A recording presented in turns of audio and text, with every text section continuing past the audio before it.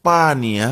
Kalau nggak masuk akal ya, kalaupun burnout itu urusan masing-masing ya. Yang namanya kerja itu pasti semua burnout. Contoh deh SPG. Masa misalkan kalau SPG burnout, dia harus maki-maki konsumennya, Bu, ini spek handphonenya apa ya? RAM 8, lu baca makanya. Masa gitu aja nggak bisa, goblok?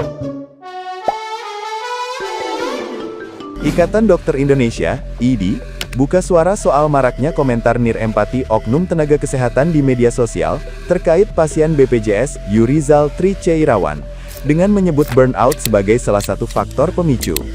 Pernyataan ini justru memicu reaksi keras dari netizen yang budiman, yang menilai alasan tersebut tidak bisa dijadikan pembenaran.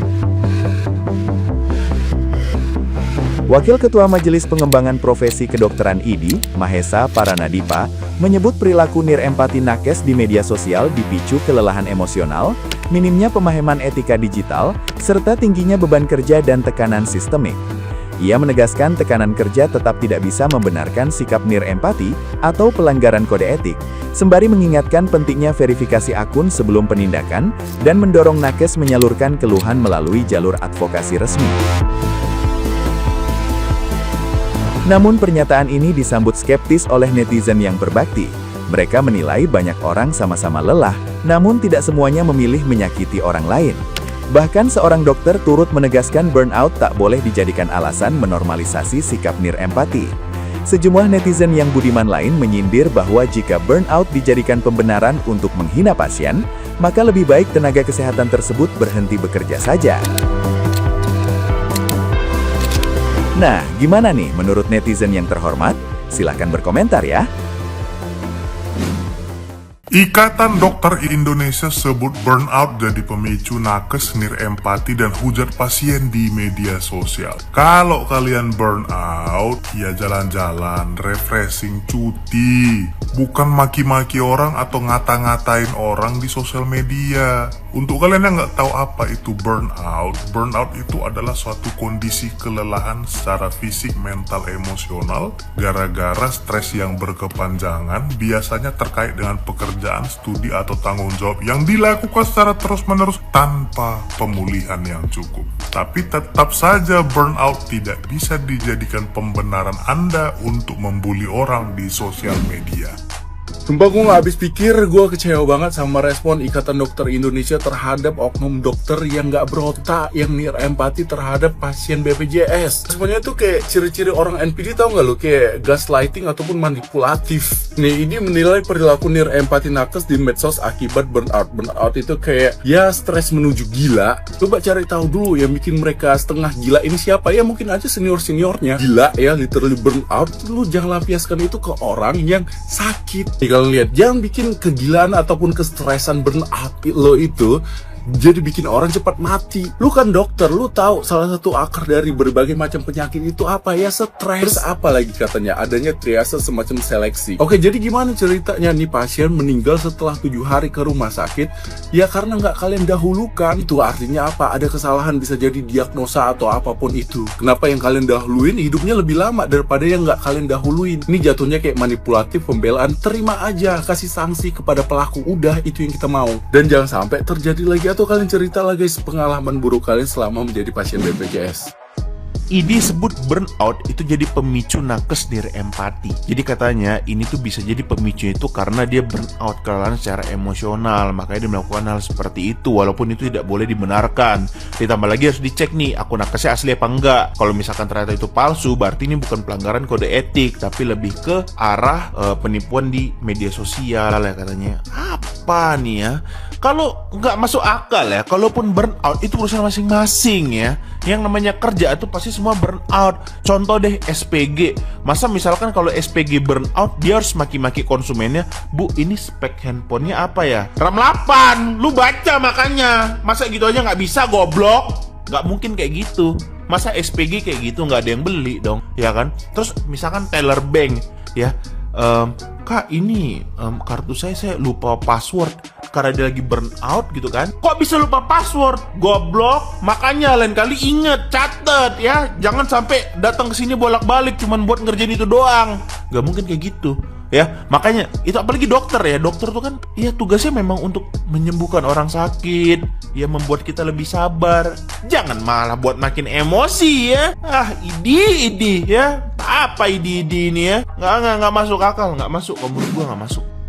Ada satu berita yang sangat mengiris hati ya teman-teman. Seorang pria bernama Yurizal sedang berada di rumah sakit. Tapi karena merasa pelayanannya kurang baik, Yurizal mencurahkan isi hatinya ke sosial media. Dia menulis kalimat 8 jam belum mendapatkan ruangan. Dia tidak bisa menyepil di mana rumah sakitnya karena dia menggunakan BPJS. Teman-teman tahu nggak letak mirisnya itu di mana? Banyak sekali komentar-komentar yang menurut aku di luar nurul manusia ya. Dan yang lebih mengiris hatinya itu, komentar datang dari oknum nakes. Ada yang menulis, potong aja kak nadinya supaya cepat dapat ruangan. Ada juga yang menyarankan suruh datang ke ruang jenazah. Dan yang paling menyedihkan itu, beberapa minggu kemudian, saudara dari Yurizal mengabarkan bahwa Yurizal itu sudah berpulang.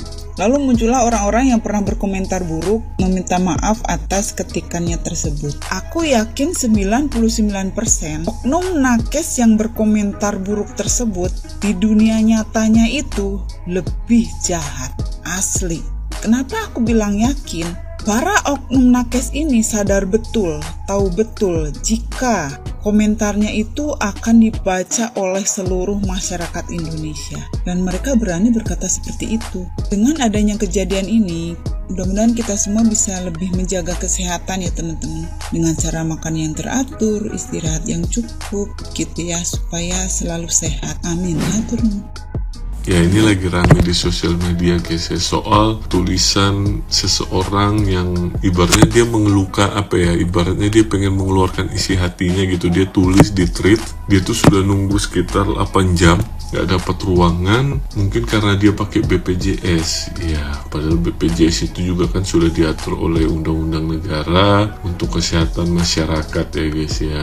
Jadi gara-gara tulisan ini timbullah berbagai macam komentar di sosial media. Yang lebih gongnya lagi guys, ternyata komentar tersebut ada yang negatif, itu ternyata berasal dari tenaga kesehatan, ada dokter gitu loh. Jadi yang harusnya mungkin memberikan semangat buat pasiennya atau memberikan pencerahan lah soal kenapa sih harus nunggu seperti ini ya. Kita tahu lah dokter dan tenaga kesehatan, perawat semua itu ibaratnya lelah lah kalau di rumah sakit ngurusin pasien, apalagi keluarga pasien yang kadang-kadang pengennya cepat-cepat gitu loh, tapi bukan malah memberikan komentar-komentar negatif. Kalau kalian lihat komentarnya itu kayak gimana ya, sakit hati aja guys. Dan ternyata ada satu komentar dari kerabatnya Mas Yurizal ini yang menyatakan bahwa ternyata masnya ini sudah meninggal dunia. Terus ramelah permohonan maaf dari para tenaga kesehatan ini yang meminta maaf gitu loh soal komentar negatif dia. Pertanyaannya, apakah minta maaf ini memang tulus atau karena mas ini sudah meninggal dunia? Nah itu kan sekarang ini lagi diusut oleh Kemenkes soal diskriminasi pasien BPJS ini. Semoga ada titik terang guys. Jadi kalau perlu tenaga kesehatan ini tidak boleh ada di rumah sakit yang komentar-komentarnya negatif seperti ini. Ada ironi dari kejadian viral kemarin di mana seorang pasien BPJS mengeluh di media sosial karena dia tidak kunjung mendapatkan kamar, tetapi kemudian ia dihujani komentar jahat justru oleh para oknum dokter dan tenaga kesehatan. Mengenai hal itu, IDI atau Ikatan Dokter Indonesia berpendapat bahwa perilaku minimnya atau kurangnya empati dokter tenaga kesehatan terhadap pasien disebabkan oleh fenomena burnout. Oke, tapi itu tidak bisa membenarkan komentar jahat yang dilakukan oleh oknum dokter dan tenaga kesehatan, karena dalam profesi mereka bersumpah untuk menjalankan tugas atas dasar kemanusiaan dan tidak membeda-bedakan atau mendiskriminasi pasien. Dan perlu diingat bahwa fenomena burnout itu tidak hanya terjadi di kalangan dokter atau tenaga kesehatan. Di Indonesia, saya rasa banyak profesi, banyak orang mengalami burnout atau kelelahan emosional. Silakan Anda tanya para guru termasuk honorernya,